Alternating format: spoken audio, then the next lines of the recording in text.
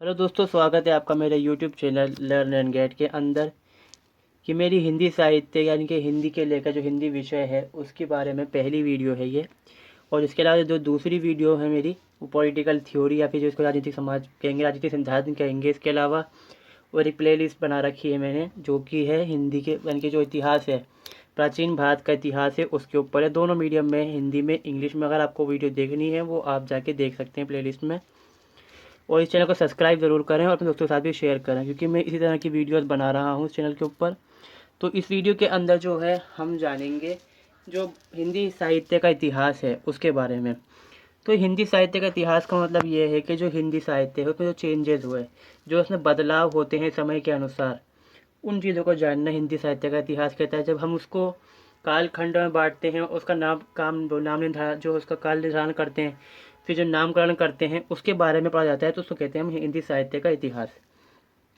तो पहला पॉइंट इसी बारे में कहता है कि हिंदी साहित्य का अर्थ है समय समय पर हिंदी में जो बदलाव हुए उनका साहित्यकारों ने अपने अपने हिसाब से निर्धारण व नामकरण किया है।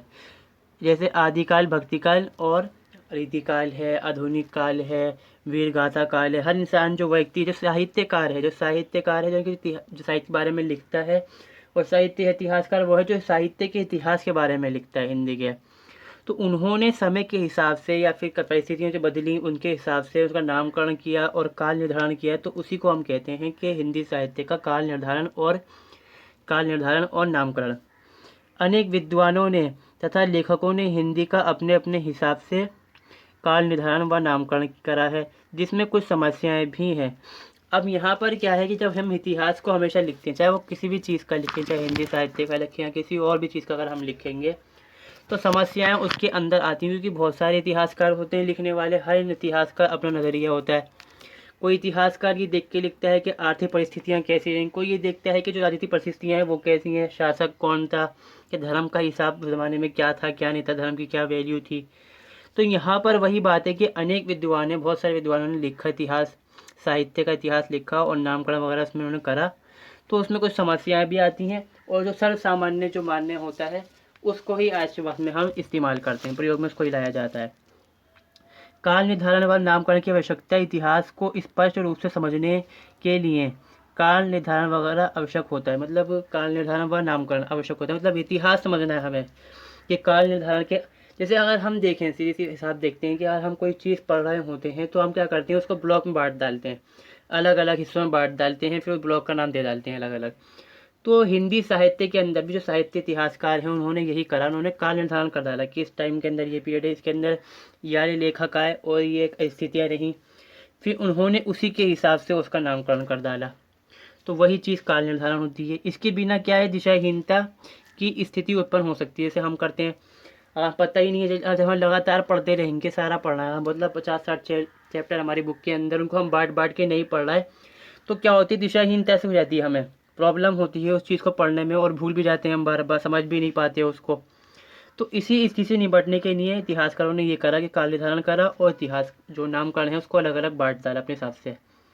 वस्तुतः काल निर्धारण से साहित्य के विकास की दिशा, विकास को प्रभावित करने वाले तत्वों, विभिन्न परिवर्तनों और मोड़ों का पता चलता है। अगर हम इस बारे में जानकारी निकालते हैं, पढ़ते हैं इतिहास इस बारे में कि काल निर्धारण कैसे हुआ है, या फिर जो नाम निर्धारण जो करते हैं, नामकरण जो करा जाता है, तो हम उसमें यही तो देखते हैं कि विकास की दिशा क्या है, मतलब उस ज़माने के अंदर, उस समय के अंदर कैसे विकास हुआ हिंदी साहित्य का, कौन से तत्व हैं, आर्थिक हैं, सामाजिक हैं, राजनीतिक हैं, उसके बारे में पढ़ते हैं, और उनको कैसे बदला गया, क्या हिसाब में समाज में ऐसा परिवर्तन आया जिससे ये चीज़ें बदली।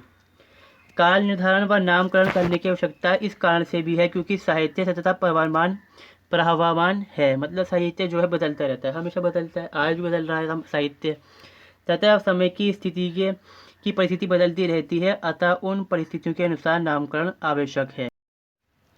साहित्य की अंतर्निहित, मतलब साहित्य जो निहित चेतनाएं हैं, जो क्रमिक विकास है, उसकी विकास और परंपरा, उत्थान और पतन और विभिन्न प्रवृत्तियों के उदय को स्पष्ट रूप से ही काल निर्धारण व नामकरण का उद्देश्य है। मतलब साहित्य के अंदर क्या है, जो शामिल चीज़ें, चेतनाएं हैं, जो क्रमिक विकास हो रहा है, परंपराएं हो रही हैं, कभी कोई चीज़ ऊपर उठ रही है, कोई चीज़ बर्बाद हो गई, ख़त्म हो रही है, कोई परंपरा चली आ रही है वो ख़त्म हो गई, कोई दूसरी परंपरा है वो उठी है, नई शुरू हो रही प्रवृत्ति उसमें उदय हो रहा है, तो वही चीज़ काल निर्धारण होता है और नामकरण का उद्देश्य होता है। वही चीज़ तो हम कर रहे हैं इसके अंदर। हालांकि काल निर्धारण व नामकरण के हेतु एक निश्चित आधार नहीं है, ये तो है ही नहीं। हर साहित्यकार ने अपने हिसाब से, साहित्य इतिहासकार ने अपने हिसाब से ही काल निर्धारण करा है और नामकरण भी करा है। अंतः समाज की राजनीतिक, सामाजिक, आर्थिक, सांस्कृतिक परिस्थितियों का साहित्य में आना संभावित है, क्योंकि जो राजनीति है, जैसे हम इतिहास हम देखेंगे क्या होता है, जैसे राजनीति में देखते हैं हम, पहला क्या है राजनीति है इसके अंदर, जब राजा बदलता है तो राजा का नज़रिया बदल जाता है। हर राजा का अपना नज़रिया होता है, वो अपने इतिहास अपने हिसाब से ही साहित्य को लिखवाता है। दरबारी कवि उसकी खुशी के हिसाब से भी लिखते हैं, और जो आसपास के कवि हैं, जो साहित्यकार होते हैं, जो किताबें लिखते हैं, काव्य लिखते हैं, तो अगर कुछ सपोर्ट करने वाला होगा तो उसकी तारीफ के हिसाब से लिखेगा। अगर उसको कोई राजा है, क्रूर है वो, तो उसकी बुराई करेगा समाज, वो सामाजिक स्थिति हो जाएगी। उससे क्या होगा, सांस्कृतिक स्थिति चेंज होती है, जो आर्थिक स्थिति होती है वो बदलती हैं। तो ये चीज़ें उस साहित्य के अंदर शामिल होंगी ही होंगी, ज़रूर होंगी, परंतु साहित्य प्रवृत्ति या मूल साहित्य चेतना ही इसका आधार होना चाहिए। मतलब जो चेंजेस वगैरह हो रहे हैं समाज साहित्य के अंदर, वही चीज़ के अंदर आधार होना चाहिए। कभी शासक, कभी शासनकाल को आधार बनाया जाता है, तो कभी किसी साहित्यकार राष्ट्रीय, सामाजिक, सांस्कृतिक अथवा साहित्य प्रवृत्ति को काल निर्धारण व नामकरण का आधार बनाया जाता है। मतलब हर साहित्यकार अलग अलग है, उसके हिसाब से ही बनाया जा रहा है। कोई मानता है कि जो शासनकाल उसके हिसाब से बंटवारा करता है, उसको बांटता है, इसका निर्धारण वगैरह करता है, नामकरण करता है। कोई देखता है कि जो राष्ट्रीय मतलब बदलाव हुआ है हमारे यहाँ, जो हमारे समाज में बदलाव होता है, जो हमारे देश के अंदर भावनाएं उठती हैं लोगों के बीच, उनके हिसाब से करता है। तो कोई देखता है कि समाज में क्या चल रहा है, जैसे हम देखते हैं एक समय था पहले सती प्रथा थी, उसके बारे में लोगों ने लिखा, अच्छा भी लिखा, किसी ने बुरा भी लिखा, ज़्यादातर लोगों ने बुराई करी उस चीज़ की। और हम देखें अगर साहित्य इतिहासकार में जो बात करते हैं, जो सबसे बड़े साहित्यकार होते हैं हमारे, वो हैं आचार्य रामचंद्र शुक्ल। उनके अनुसार अगर हम देखें समझ जाएंगे हम क्या है पूरे साहित्य इतिहास का, जो या फिर ये जो काल निर्धारण वगैरह है, जो नामकरण है हिंदी का, वो जब प्रत्येक देश का साहित्य वहाँ की, ये वहाँ नहीं है, वहाँ है, वहाँ की जनता की चित्त प्रवृत्ति का संचित प्रतिबिंब होता है। मतलब चित्त प्रवृत्ति मतलब जो इंसान के अंदर क्या है कि अवेयरनेस आती है, समझ बूझ आती है, वो इकट्ठा हो जाता है कि जनता के साथ साथ साहित्य के स्वरूप में ही परिवर्तन होता है। जब वहाँ की जनता में अवेयरनेस आती है, वो इकट्ठी होती है, जोड़ती है, समझती है, तो वहाँ के जो साहित्य होता है उसमें परिवर्तन भी आने लग जाता है। आदि के अंत तक इन्हीं चित्त विधियों की परंपराओं को रखते हुए साहित्य परंपरा के साथ उनका सामंजस्य दिखाना ही साहित्य का इतिहास है कहलाता है। मतलब यानी कि जो ये चेंजेस हो रहे हैं, जो चीज़ें समाज के अंदर हो रही हैं, इन चीज़ों को शुरुआत से लेकर जो पुराना समय है और जो आज तक चला आ रहा है, जो चल रहा है, जो आएगा वो भी तो देखा जाएगा उसके अंदर। तो उसी चीज़ को जब हम दिखाते हैं साहित्य के अंदर, तो उसे कहते हैं हम हिंदी साहित्य का इतिहास, जिसमें हम क्या करते हैं, काल निर्धारण व नामकरण, जो कि इस वीडियो का विषय है। अगर आपने वीडियो यहाँ तक देखी है तो चैनल को जरूर सब्सक्राइब करें और दोस्तों के साथ भी शेयर करें। आगे चलते हैं।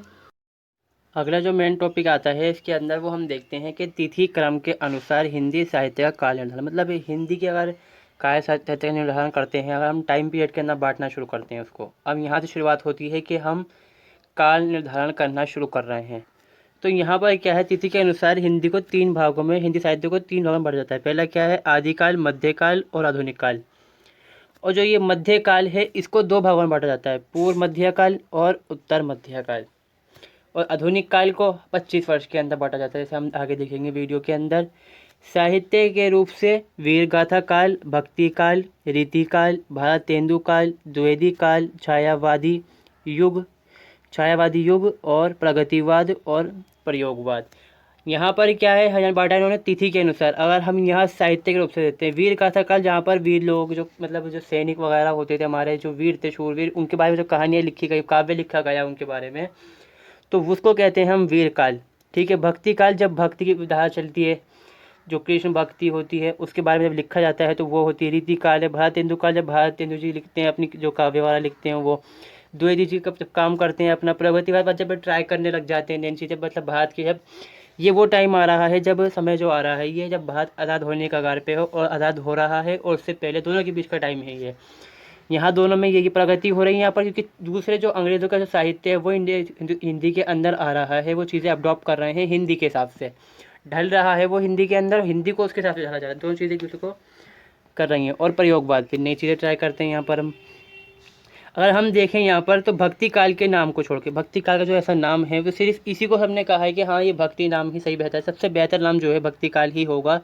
काली धारा में इसको इस्तेमाल किया जाता है। बाकी सारे जितने भी नाम हैं सबको कहीं ना कहीं चुनौती मिलती है, कोई कहता है कि ये नहीं, ये नाम होना चाहिए, दूसरा नाम होना चाहिए था इसका। बाकी क्या है, सब में अंतर्विरोध पाया जाता है। हिंदी साहित्य लिखने का श्रेय सबसे पाया जाता है फ्रांसीसी विद्वान गासिदा तासी को। इनकी जो बुक थी उसका नाम था ईश्वर दल्ला तिस रिचुए राउई ए हिंदुस्तानी चर्चा इतिहास के बारे में की गई काल निर्धारण इसमें नहीं है। इसमें बारे में जो इतिहासकार जो साहित्यकार होते हैं वो ज़्यादातर नहीं मानते कि चाहे जो फ्रांसीसी विद्वान थे उन्होंने लिखा है, पर असलियत यही है कि जो फ्रांसीसी विद्वान हैं, अगर पढ़ेंगे हम सही से हिंदी साहित्य को, तो उन्होंने ही पहली बार इसको लिखा है। अब इसको साहित्यकार क्यों नहीं मानते, वजह क्या है कि इसके अंदर उन्होंने बात करी है हिंदुस्तानी भाषा की। हिंदुस्तानी भाषा से चलकर ही आगे हिंदी बनती है, मगर ज़्यादातर क्या होता है कि इस चीज़ को इतिहासकार जो हैं, साहित्यकार जो हैं, वो नहीं मानते। वो कहते हैं कि जॉर्ज गैरिसन ने पहला लिखा है, जो साहित्य इतिहासकार होते हैं हिंदी के, वो जो जॉर्ज गैरिसन है उनका काल निर्धारण है उसी को मानते हैं, क्योंकि वो क्या है हिंदुस्तानी अलग मानते हैं। वो कहते हैं हिंदुस्तानी भाषा तो अलग ही थी, हिंदी भाषा अलग है, बाद में बनी। जब हिंदी के बारे में बात करेंगे हम, तो जब हिंदुस्तानी के बारे में देखा गया तो हिंदुस्तानी में फारसी उर्दू जो मिला के बनाई जाती थी, मतलब उर्दू और जो हिंदी मिक्स थी वो हिंदुस्तानी लैंग्वेज थी, तो वो इस चीज़ को नहीं मानते। खैर, परिणामकरण पहले इन्होंने कहा था, जो फ्रांसीसी विद्वान थे गासिदा तासी ने, इनकी बुक का नाम ये है। अगला जो करते हैं इसके अंदर दूसरा प्रयास होता है, जो विद्वान करते हैं शिव सिंह सिंगार करते हैं, जिनकी बुक है शिव सिंह सरोज नाम से करते हैं। इसमें भी निर्धारण नहीं मिलता, मतलब नामकरण करा गया है पर निर्धारण इसके अंदर नहीं है। जॉर्ज गैरिसन का, अब यहाँ से शुरुआत होती है जॉर्ज गैरिसन की, ये भी बाहर के ही हमारे ब्रिटिश के, तो ब्रिटिश इंडिया के टाइम के उन्होंने कहा था निर्धारण वगैरह। तो इनकी बात को माना जाता है। इन्होंने कहा कि हिंदी साहित्य का आरंभ 7वीं शताब्दी से माना जाता है। इनकी उन्होंने माना, इसके हिसाब से इन्होंने कहा कि 7वीं से होता है, ठीक है। तो यहाँ पर इस चीज़ को एक्सेप्ट किया गया। फिर आचार्य जो रामचंद्र शुक्ल हैं उनका मत क्या है, पुरानी हिंदी का जन्म तो 7वीं शताब्दी के आसपास हो गया था। पुरानी हिंदी को ये क्या कहते हैं, अपभ्रंश वगैरह, या फिर जो हिंदुस्तानी काफ़ी पहले की लैंग्वेज होती, बाद में भी आती है ये, मतलब पहले नाम नहीं मिलता इसको, नाम बाद में मिलता है हिंदुस्तानी। उसमें सिद्धों, जैनियों एवं नाथपंथियों ने हिंदी साहित्य में काल निर्धारण की समस्या आई, क्योंकि उन्होंने क्या करा, उसमें क्या है कि जो सिद्ध हैं, जैनी हैं, या फिर जो नाथपंथी होते हैं, उनके काव्य ज़्यादा मिलते हैं, तो मगर इस वजह से वो नहीं मानते इसको कि भाई वो हिंदी सही थी, पुरानी हिंदी कहते हैं, या फिर इसको ख़राब लैंग्वेज, मतलब सही लैंग्वेज नहीं मानते उसको, वो कि सही से हिंदी थी वो। हिंदी साहित्य में काल निर्धारण के समय अनेक समस्याएं उपस्थित होती हैं इसकी वजह से। अगर क्योंकि यहाँ पर क्या है कि धर्म के बारे में ज़्यादा आ रही है उस टाइम के अंदर। इसके अंदर भी दो वर्ग बनते हैं, कि एक वर्ग तो कहता है कि जो पहला वर्ग क्या है कि एक वर्ग मानता है कि जो विद्वान हैं, हिंदी साहित्य का आरंभ 7वीं है, 7वीं शताब्दी से हुआ है, शताब्दी से मानते हैं, और हिंदी अपभ्रंश को एक ही मानते हैं, मतलब हिंदी और अपभ्रंश को एक मानते हैं। मतलब 7वीं के अंदर क्या प्रॉब्लम है जो यहाँ पर आ रही है, जो ग्रेसन ने करा है, उससे पहले जो करा गया है उसमें यही तो था कि हिंदुस्तानी में हिंदुस्तानी में नहीं, अपभ्रंश क्या है, पहले लैंग्वेज अपभ्रंश थी, बाद में उससे हिंदी बनती है। अपभ्रंश मतलब बहुत सारी भाषाएं बनेंगी, उसमें से एक भाषा निकल के आती है हिंदी, तो उसी चीज़ को माना जाता है। मतलब कुछ विद्वान तो मानते हैं कि अपभ्रंश और हिंदी एक ही है, मगर कुछ विद्वान जो दूसरे हैं वो ये कहते हैं कि अपभ्रंश हिंदी से अलग है। और क्या है कि हिंदी, और मतलब हिंदी का आरंभ कहाँ से होता है, 10वीं से होता है। मतलब कुछ मानते हैं 10वीं से, कुछ मानते हैं 7वीं से, और कुछ कहते हैं कि हिंदी अपभ्रंश है, कुछ कहते हैं कि हिंदी अपभ्रंश अलग अलग है। आधुनिक समय के अंदर क्या है कि सच ये है कि हिंदी ये अपभ्रंश है, गलत काफ़ी जगह मिस्टेक हो गई है, अलग अलग भाषाएँ हैं आज के वक्त में, मगर अब अपभ्रंश भी अपभ्रंश है। हिंदी साहित्य उत्तर भारत की कई भाषाओं की जननी मानी जाती है, क्योंकि इससे ही बहुत सारी भाषाएँ हमारी निकल के आती हैं अपभ्रंश से। सर्वप्रथम ग्रेसन के जो द्वारा किए गए जो काल निर्धारण है उस पर डालते हैं। इन्होंने काल निर्धारण करा है समय के हिसाब से।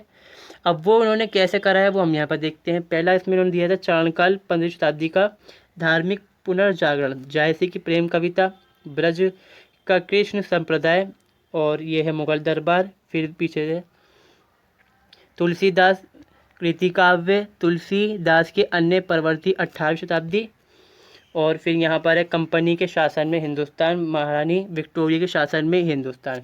इन्होंने बांट दिया इस तरह से। इनके कम से कम ये पूरे हो गए हैं हमारे 11, मतलब इन्होंने 11 भागों में बांटा है हिंदी साहित्य के इतिहास को। और ये विक्टोरिया तक के टाइम के अंदर बांटा गया, उसके बाद में जो रहा वो तो बाद में बटेगा, क्योंकि वो इंडिया से हट जाती है, हिंदुस्तान से जो ब्रिटिश राज हटता है। इसमें क्या प्रॉब्लम आती है, बांटा इन्होंने, अब इसको लोग एक्सेप्ट भी कर रहे हैं, मगर कुछ कमियाँ इसके अंदर आती हैं। इसमें क्या है कि युग विशेष का द्योतक कम है, मतलब इसमें युग जो है, जो टाइम पीरियड है वो सही से नहीं बांटा गया। कहीं पर क्या है कि धर्म के हिसाब से, कहीं पर अलग अलग हिसाब से शीर्ष ज़्यादा है, मतलब अध्याय बहुत ज़्यादा हैं, टाइम पीरियड सही से नहीं बढ़ पाए इसके अंदर, इसमें कार्यक्रम सही से नहीं है। जैसे हम देखेंगे पहला क्या है, चारण काल से यहाँ पर देखें कि जो ये चारण काल है, डायरेक्ट चारण काल 7वीं तक माना जाता है और डायरेक्ट ही 15वीं शताब्दी पर आ गए। तो 8 शताब्दियाँ कहाँ चली गई बीच के अंदर, वो गायब हो गई इनके अंदर इसमें से। अब उन्होंने हिसाब से बांटा है, खैर उन्होंने कोशिश करी। यहाँ पर क्या है कि किसी भी प्रकार का धार नहीं है, कहीं धार्मिक है कहीं शासन के काम है। सबने क्या कहा, कंपनी का शासन, फिर विक्टोरिया का शासन होता है, मुगल दरबार हो गया यहाँ पर। तो कई शताब्दी के हिसाब से जैसे यहाँ पर है कि 15वीं शताब्दी ले ली इन्होंने, 18वीं ले ली। फिर जो ये कवि हैं, ये काव्य हैं, रचना करने वाले जो लोग हैं, इनके बारे में हिसाब से बांट दिया उन्होंने। कोशिश करी है, हाँ यहाँ पर ही माना जाएगा कि कोशिश उन्होंने पहले करी है और ज़्यादा बेहतर ही कोशिश करी है, इसको एक्सेप्ट भी किया गया काफ़ी हद तक। प्रयास प्रारंभिक प्रयास माना जाता है, जिसमें मतलब विभिन्न जो न्यूनतम जो है, न्यूनतम मतलब गलतियाँ खामियाँ जो इसमें होती हैं वो चीज़ें मानी जा सकती हैं, और होना भी स्वाभाविक है जब इंसान कोई ट्राई करता है चीज़। जैसे मैंने आज पहली बार वीडियो बनाई है हिंदी की, हिंदी साहित्य की, तो कई मिस्टेक मैंने देखा, आपने देखा होगा पीछे मिस्टेक हैं इसके अंदर, वर्ड के अंदर। तो वो हो सकती है, जब ट्राई पहली बार इंसान करेगा तो मिस्टेक तो उससे होती है इस चीज़ के अंदर, मगर क्या है कि आगे चल के ये चीज़ें सुधर जाती हैं। जैसे हम देखते हैं कि जो मिश्र बंधु हैं वो शुरुआत करते हैं इस चीज़ की। अब जो ये मिश्र बंधु आते हैं 1913 के अंदर उन्होंने काल निर्धारण का प्रयास करा, जो प्रत्येक दृष्टि से क्या होता है, गिरिजन के प्रयास से अधिक प्रौढ़ और विकसित कहा जाता है। क्योंकि इसमें क्या है कि इन्होंने क्या करा, गिरसन ने क्या कहा था, कहीं धार्मिक कहीं शताब्दी, इन्होंने सिर्फ काल के हिसाब से बांटा है, काल के हिसाब से नाम दिया। पहला क्या उन्होंने दिया, आरंभिक काल, जिसको उन्होंने 2 हिस्सों के अंदर बांटा है, पूर्व आरंभिक काल, अब वो पूर्व आरंभिक काल जो चलता है 600 से 1343 विक्रम संवत तक। दूसरा है उत्तर आरंभिक काल, 1344 से लेकर 1444 तक चलता है ये टाइम। अब दूसरा इसके अंदर आता है माध्यमिक काल, जिसमें है क्या, पूर्व माध्यमिक काल जो चलता है 1445 से 1560 विक्रम संवत तक। दूसरा है प्रौढ़ माध्यमिक काल जो चलता है 1561 से 1580 विक्रम संवत तक। ये 4 है, मतलब 2 के इन्होंने 4 हिस्से बना डाले, अलग अलग बांट के इन्होंने इसको। फिर अगला आता है हमारा अलंकृत काल, पूर्व अलंकृत काल जो कि 1681 से 1790 तक आता है विक्रम संवत। उत्तर अलंकृत काल मतलब उत्तर अलंकृत काल बाद में जो काल माना गया है। फिर इसमें क्या टाइम है, 1791 से 1989 तक, मतलब 1998 तक विक्रम संवत तक यहाँ पर आ गया, 89 सॉरी। फिर इसमें आता है परिवर्तन काल जो कि है 1890 से लेकर 1905 तक। परिवर्तमान काल 1926 विक्रम संवत जो आज तक चल रहा है जब भी, मतलब ये पहले से बेहतर हो चुका है काफ़ी हद तक, मगर इसमें भी कई गलतियाँ आ गई। इन्होंने किताब लिखी थी जो अपनी इसके अंदर बताते हैं, ये इन्होंने लिखा था मिश्र बंधु विनोद नाम से किताब निकालते हैं। इसमें उन्होंने प्रयास करा, गिरियासन से बेहतर रही है, मगर इसमें क्या आता है, उपखंडों में बांटा, ये भी अच्छी बात है, भ्रम पैदा हो गया इससे, कई टाइमों में उन्होंने बहुत जगह बांट डाला, बहुत हिस्से कर डाले, इसको पढ़ना भी आसान नहीं हो पाता, समझना भी आसान मुश्किल हो जाता है। और जो मध्यकाल है इन्होंने 2 हिस्सों में बांटा, जो कि बांटना सही नहीं माना गया है जो साहित्य काल के हिसाब से। अब जो आता है आचार्य रामचंद्र शुक्ल, जिनका सबसे ज़्यादा बेहतर माना गया है और इसी को आज के टाइम में हम इस्तेमाल करते हैं, और ये सभी सबसे सर्वसामान्य है और बहुमान्य भी यही है। पहला इन्होंने 5 हिस्सों में बांटते हैं, 4 हिस्सों के अंदर बांटते हैं सॉरी इसको, ये जिसमें इन्होंने कहा पहला हमारा आता है आदिकाल। आदिकाल को वीरगाथा काल भी कहा गया है, जो कि संवत 1050 से लेकर 1375 तक चलता है ये टाइम। और दूसरा है पूर्व माध्यमिक भक्ति काल, जिसको कहा जाता है संवत 1375 से लेकर 1700 तक। फिर उत्तर माध्यमिक काल द्वितीय काल जिसे कहते हैं, संवत 1700 से लेकर 1900 तक। और आधुनिक काल जिसे हम गद्य काल कहते हैं, जो चल रहा है आज के टाइम में, और उसके बाद जो आगे टाइम आता है उसमें चलता रहेगा ये टाइम, जो कि 1900 से लेकर 1940 तक चलता है ये संवत में। इन्होंने भेदों पदों भेद पदव की संख्या को 10 से घटाकर 4 तक सीमित कर दिया। मतलब बहुत ज़्यादा बढ़ गए थे उस टाइम तक, वो इन्होंने ख़त्म कर डाले सारे। यहाँ पर इसमें ये चीज़ हमें देखने को मिल रही है, वो ख़त्म कर डालते हैं। इससे क्या है कि जो काल निर्धारण करा गया है वो क्या हो गया है, अधिक सरल है, स्पष्ट है और सुबोधित होता है। यहाँ पर ये इसको जो आज के टाइम में सर्वसामान्य है ये चीज़, और जो जितने साहित्यकार हैं, हिंदी का जो साहित्य इतिहास लिखते हैं लोग, ये जो पढ़ते हैं उसके बारे में, सब लोग इसको एक्सेप्ट करते हैं आज के टाइम में भी। तो ये वीडियो यहाँ पर कंप्लीट होती है, क्योंकि वीडियो बनाऊंगा तो बहुत लंबी हो जाएगी, पढ़ने में भी इसको क्या होता है, इंसान बोर हो जाता है इतनी लंबी वीडियो देखता है। तो इस वीडियो के अंदर जना कि हिंदी साहित्य काल निर्धारण व नामकरण का पहला पार्ट है। नेक्स्ट वीडियो इससे कुछ दिन बाद आ जाएगी। अगर वीडियो यहाँ तक देखी है, क्योंकि मैंने मेहनत करी है, आपको भी ज़रूरत है कि इसको थोड़ी एफर्ट लगाएं इसमें, तो चैनल को सब्सक्राइब ज़रूर कर दें और जो अपने दोस्त हैं उनके साथ भी इसको शेयर कर दें। अगली वीडियो के लिए वेट करें। इस वीडियो को देखने के लिए धन्यवाद।